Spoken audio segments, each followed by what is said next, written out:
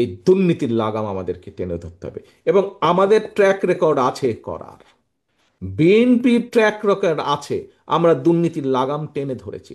একটি কথা বলতে ভুলে গিয়েছে আপনাদের, বিএনপি খালেদা দেশনেত্রী খালেদা জিয়ার সময় যখন এই কাজটি করা হলো, তখন কিন্তু এক সময় গিয়ে দুর্নীতি কমিশন একটি করা হয়েছিল। এবং নিশ্চয়ই আপনারা সকলে না জেনেও কেউ কেউ অবশ্যই জানেন, সেই দুর্নীতি দমন যে কমিশন ছিল সেটিকে, যেটি খালেদা জিয়ার সময় 2000 খুব সময় 5 সালে করা হয়েছিল, তৈরি করা হলো, সেটিকে এতটাই ক্ষমতা দেওয়া হয়েছিল, সেই দুর্নীতি দমন কমিশন যদি সরকারের কোনো একটি বিষয়ে তদন্ত করতে চাইতো, সরকারের কোনো পারমিশনেরই প্রয়োজন ছিল না, সে সম্পূর্ণ স্বাধীন ছিল। খালেদা জিয়া কতটা আত্মবিশ্বাসী ছিলেন, কতটা দৃঢ় শপথ ছিল তার দুর্নীতিকে দমন করার জন্য, যে উনি ওই কমিশনকে সম্পূর্ণভাবে স্বাধীন করে দিয়েছিলেন। ইনশাল্লাহ একই জিনিস আমরা আবার তৈরি করব। এই নিয়মটি গত স্বৈরাচার এই নিয়মটি পাল্টে দিয়েছিল, যে সরকারের কোনো কিছু দুর্নীতি তদন্ত করতে হলে সরকারের পারমিশন লাগবে।